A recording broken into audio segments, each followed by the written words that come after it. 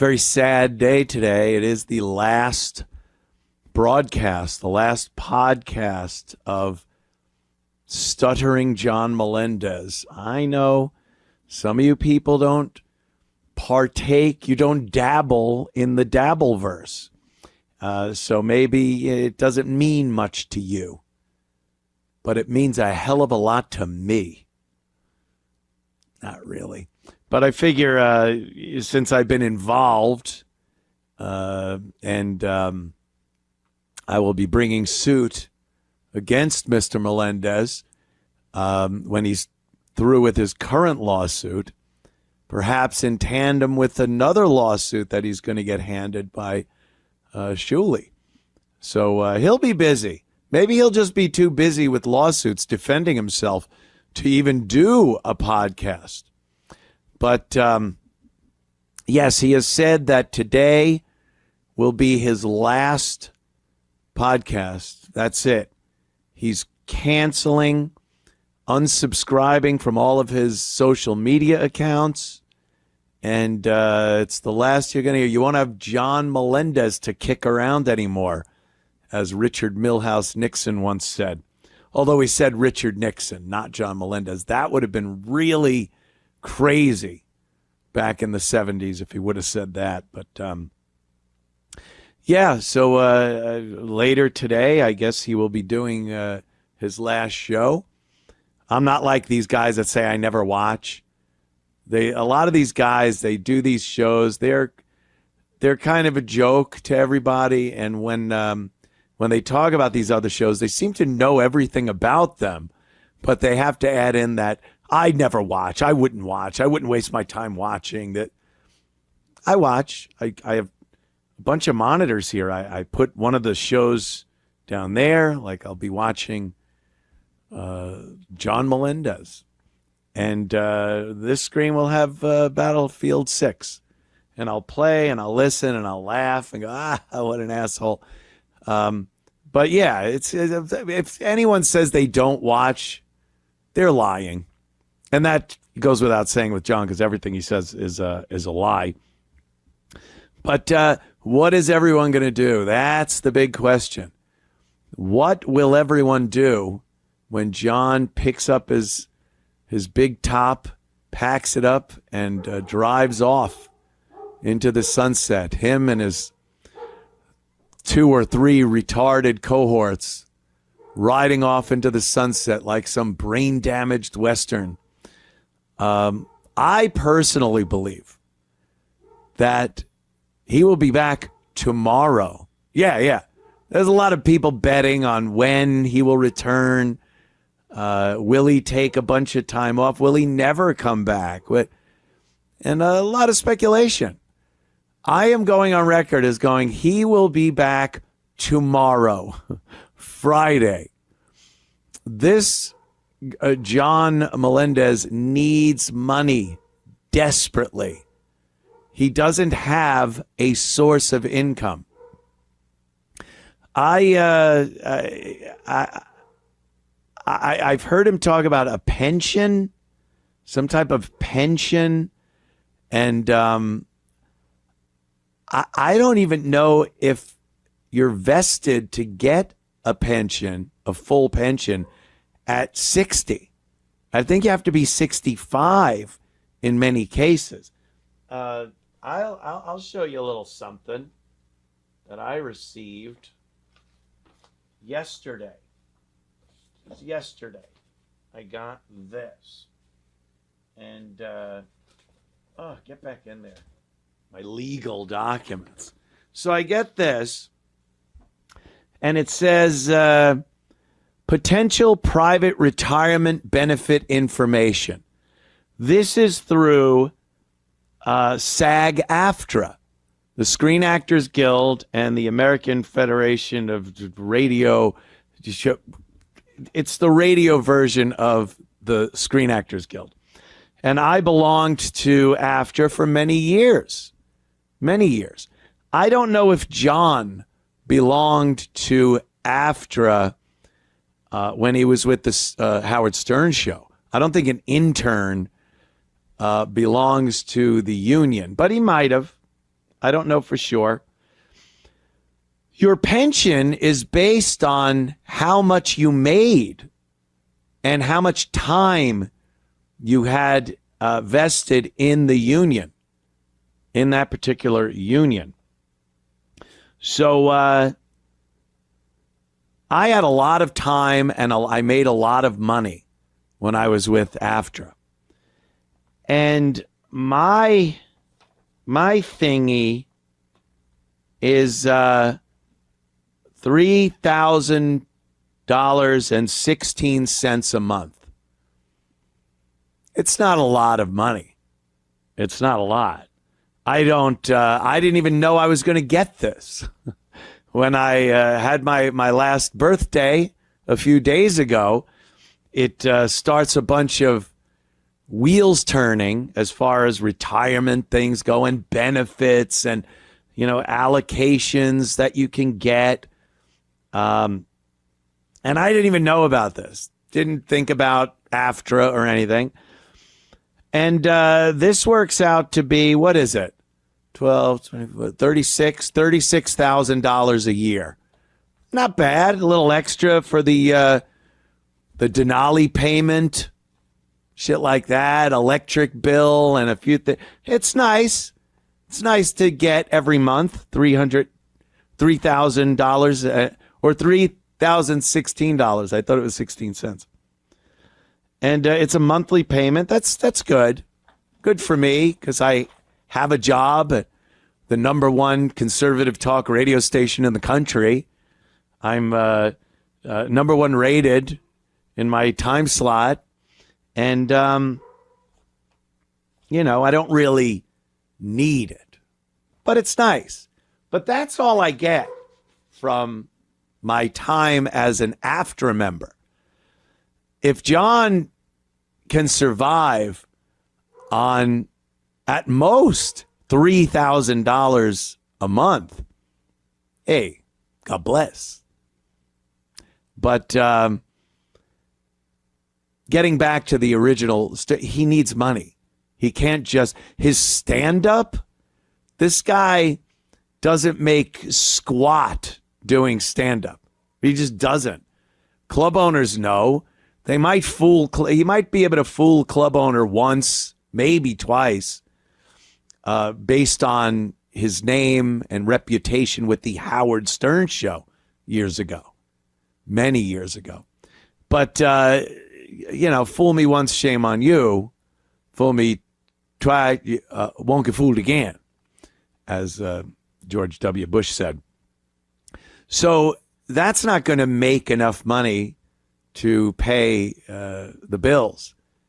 And as I said before, mommy is paying the mortgage. I know that house belongs to his mother. I just know it. You can't afford a mortgage and homeowners insurance and property taxes. And they got that in Florida, right? Do they have property taxes in Florida? I don't even know.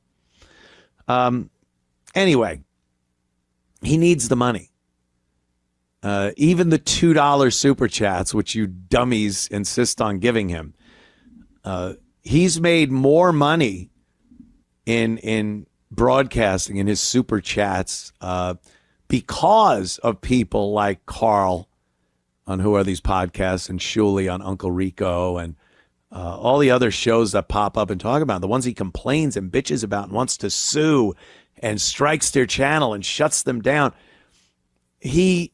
It's provable. It's something that can be shown that he has made more money since that has happened than he ever did doing a show based on politics or his amazing movie knowledge. No one cares. But when he's up there going, and shitway, what about you, Pocky? Then people feel compelled to throw money at him to insult him. And he needs that.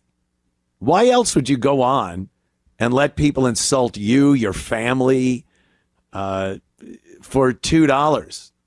Because you need the $2.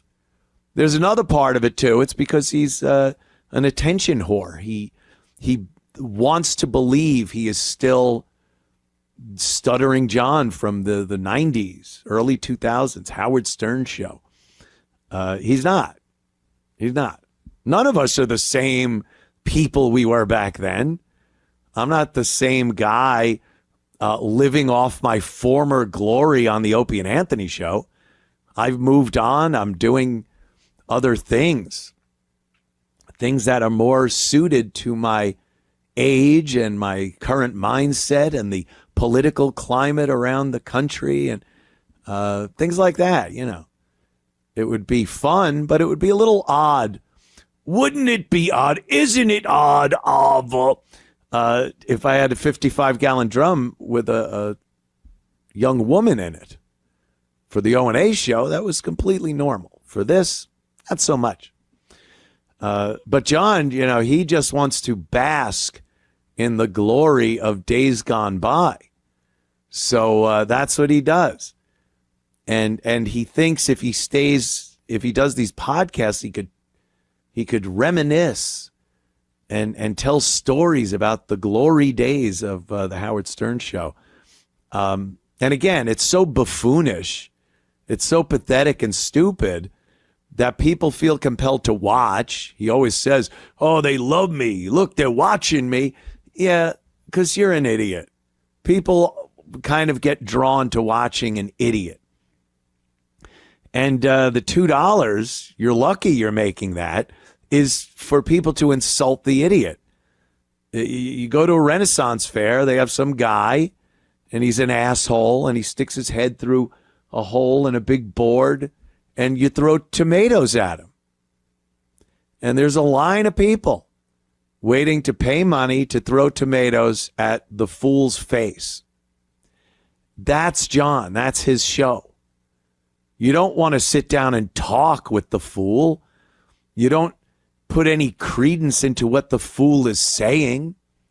You just want to lob a tomato at his dumb face. And that's why he has people that watch. Now, with him leaving, he thinks that's all going to be over. And perhaps it is. I am not, I cannot tell the future. I am not like Duke of the Future. Ugh, so embarrassing.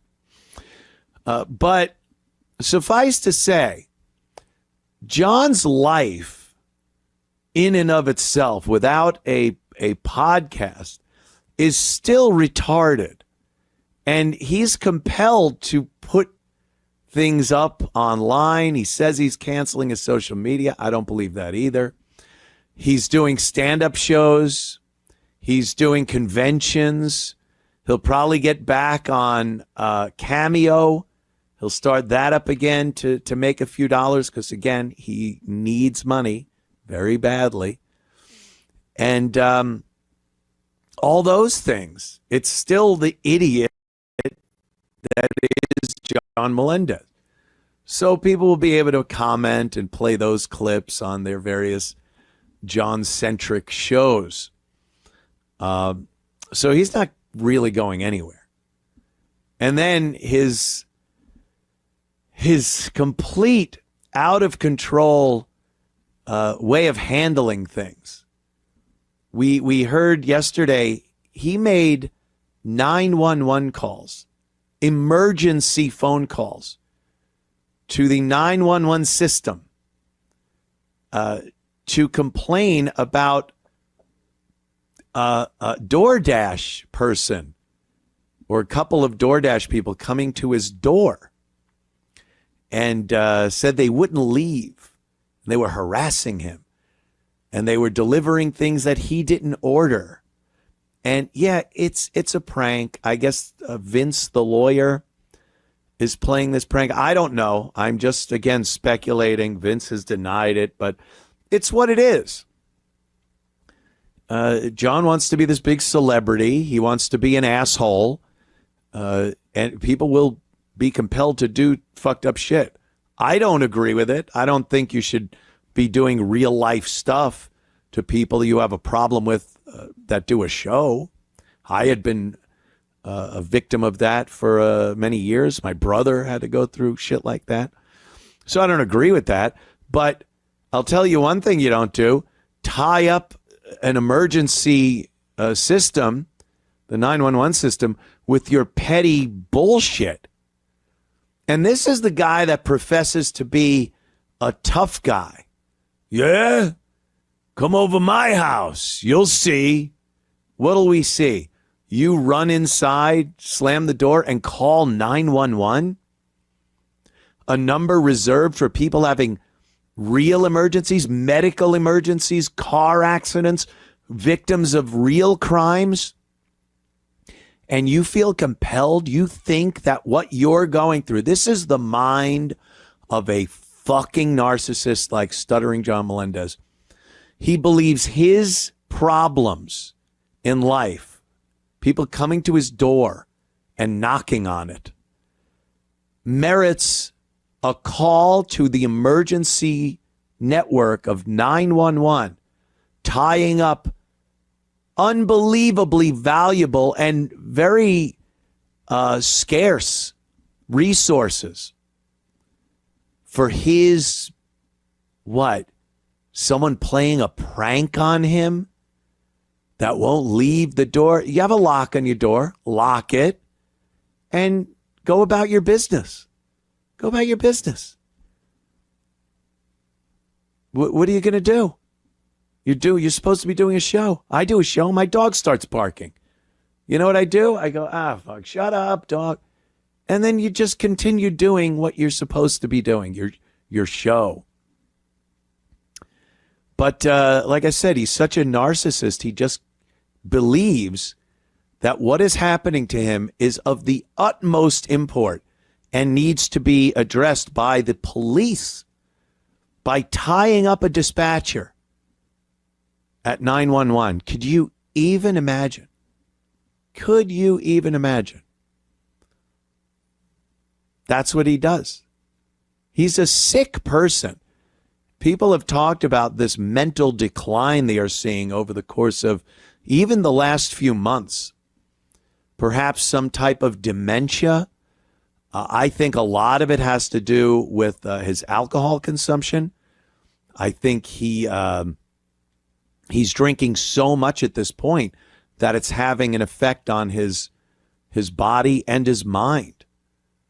He's way bloated in the face.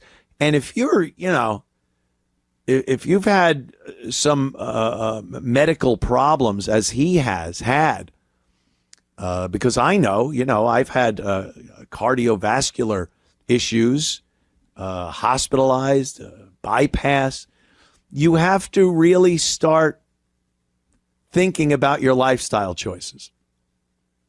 I've made decisions that I'm not going to completely stop going out, drinking, having fun, but I'm certainly not doing it at a level I was doing it before. You try to take care of yourself, but you want to balance it out with enjoying life. You could have more life, or you could have a little less but a better life. I don't know. That seems to be a good thing. But John has gone to the point where he is drinking to the point of being slurring drunk every single night of the week. Every night. And he denies it. He argues with people that point it out. He tries to justify that it's light beer or I don't drink that much. Here I go. I'm just first beer, 7 p.m. You got up at 4 p.m. That's like a beer at 10 a.m. for the normal person. And now you're drinking until you pass out at night. No one believes you finish off 6, 7, 8 beers during the course of your show and then you stop. No one that drinks like that stops. They don't. I remember going home from the radio gig, popping a beer, getting on the computer, playing video games, and I would constantly have a beer in my hand. till I went to sleep, till it was time to go to bed. And it was just constant. It wasn't, chug them down. Oh, I got to get drunk. But it was just this constant. You finish another one, go to the fridge, grab another, and you were just constantly drinking. That's not good. It's not a good thing. And for him to deny it and try to rationalize it, it's just more proof that there is an issue. So I don't think he'll ever address that. He's so argumentative and such a contrarian to whatever anyone says that he'll never do that. But this is who he is, and he will be back if he does at one point. Because he last night he did a show. He did a show earlier in the evening, and then the big news was he had a big date. He was going on a date. So he had to stop doing the show because he had to shower and gussy himself up for this big date that he had.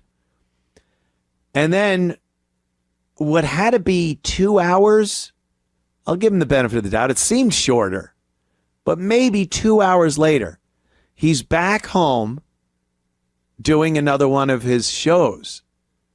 This included signing off from the first show, showering, getting ready, driving to the date, driving back, getting your show back up and doing a show. And he talks about it was a great day. It went so well. It went how? Again, another just blatant lie. What date lasts less than what would have been probably an hour? Probably an hour. I bet she had a girlfriend call her. Could you call me at a certain time? And if I like the guy, I'll say, oh no, I'm cool, everything's fine. But if I, and need some help, I'll say I had a family emergency. I bet that's what happened. She saw these pictures of 1990s rock and roll Stuttering John that he sent. And then she gets there and there's fucking Broderick Crawford is sitting across from her. Alfred Hitchcock is sitting there all bloated. So, but he drove, he does his show. He talked about how he drove home because he called one of his friends on the ride home while he's driving, which, by the way, cell phone while you're driving. He's got to be one of those guys constantly texting people, his cronies, and driving and making phone calls. And but worse than that, he was drunk when he was doing his show, when he got home from his date. He had talked about the date, driving home, and then he logs right on, and he's drunk, which I would have to assume he drove home drunk. The guy is a drunk driver, and there's nothing but the sheer luck of the draw that he has not been pulled over and arrested for a DWI. He talks about how not getting a DWI proves that he's not a drunk. No, it doesn't. There are plenty of drunks who have never gotten DWIs. And it doesn't make it doesn't gauge whether you're a drunk or you want to call it an alcoholic or have a drinking problem, that you haven't been pulled over while you were drunk and gotten a DWI.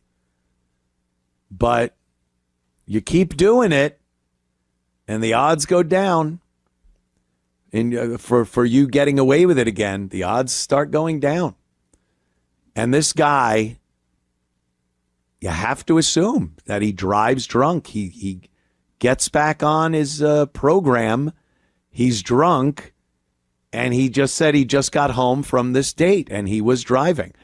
It doesn't take much Mensa math to put together that he was driving under the influence. So that video, You could take any of your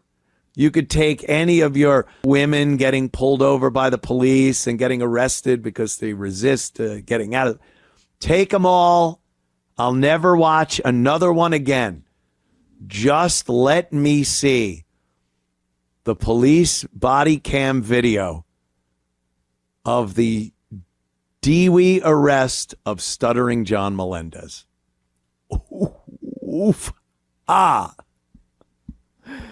Who knows? Maybe. It's not like he's doing anything to prevent it. The guy's driving drunk. If you want to fight that, Mr. Melendez, you could sue me for defamation. Have your own lawsuit. Did I defame you by saying you drive drunk? I'm certain there are so many instances. Yeah, this alone, I believe John was drunk right here. I just think that the officer was probably at the end of his shift. Or maybe just thought he was retarded. But John exhibits a lot of intoxicated behavior here in this clip of him getting pulled over. But, could you step out of the vehicle, Mr. Melendez? Mr. Melendez, would you submit to a field sobriety test? I've seen your eyes are glazed over. If I didn't think you were intoxicated, I'd have to think you were a blithering idiot, the way your eyes are glazed over. You're speaking, you're mumbling and stuttering and not making sense. I've never seen your show, so I don't understand that this is just how you are in normal life. So I have to assume that you're intoxicated. Do you know him? Yeah. Anyway, he cannot stay out of the public eye, and not in a good way. So regardless of if he does leave tomorrow or today after today's show, if he comes back tomorrow, like I'm saying, if he doesn't come back tomorrow immediately, then it'll be within a week. So it's either tomorrow, and I think it is tomorrow, or it'll be in a week. That's my guess. If not a day, a week. I don't give him any longer than that. And it's because he can't stay out of the public eye. What he feels, he feels he's a celebrity. He told the 911 operator on that call, I'm a celebrity. I was on the Howard Stern show. He's calling the 911 dispatcher officer. Like, he doesn't even know how this shit works. Officer, what could I do if someone doesn't leave my door? What could I do? Could I get physical? Florida is a stand your ground state. Yeah. It means that if someone is threatening your life, you can react with deadly physical force. You don't have an obligation to retreat as there are in certain states. That's a stand your ground. It doesn't mean you can take a 2x4 to the side of a delivery driver's head. This guy doesn't understand common sense. You don't have to be some lawyer or legal pundit to know that there are certain situations you cannot respond to with physical violence unless someone else is committing violence against you. And harassment. There's somebody going to your door with a delivery. Oh, I didn't pay for it. So? It's a prank. Officer, I need a car dispatched to my address. There is a flaming bag of dog duty on my patio. I inadvertently stomped it out.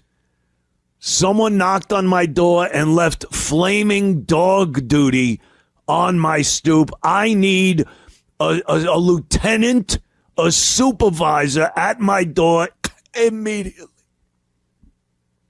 That's what he is. You ding-dong ditch me one more time, and the National Guard will be knocking on your door. He thinks he's that important. It's tragically hilarious. John is tragically funny, a tragic comedy, as they call it. And he has no idea he's either. He doesn't think he's tragic, And he certainly doesn't think what he's doing when he's not trying to be funny is funny. Howard said it years ago. John, you're funny when you're not trying to be funny. When you're trying to be funny, you are so unfunny. When John is just trying to discuss something, he's trying to show his knowledge on a topic, then hilarious. Because he's so fucking stupid, inept, incompetent.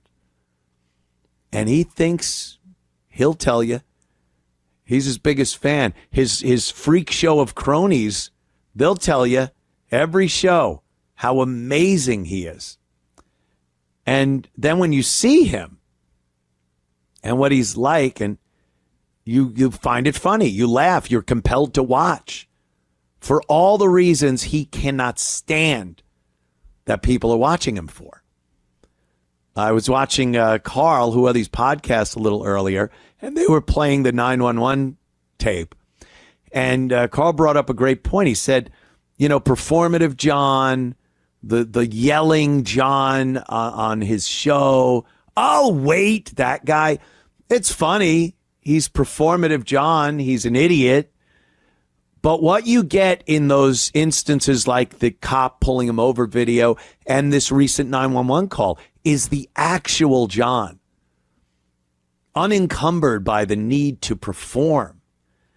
And what you get is a really dumb person, a guy that is so narcissistic and hung up on himself, but it's coupled with sheer idiocy, a mind that is childlike in its naivete. And that, too, is very funny. And you can't believe that it's a real person. It's just fucking insane. So there you go. A half hour. I had to pay tribute.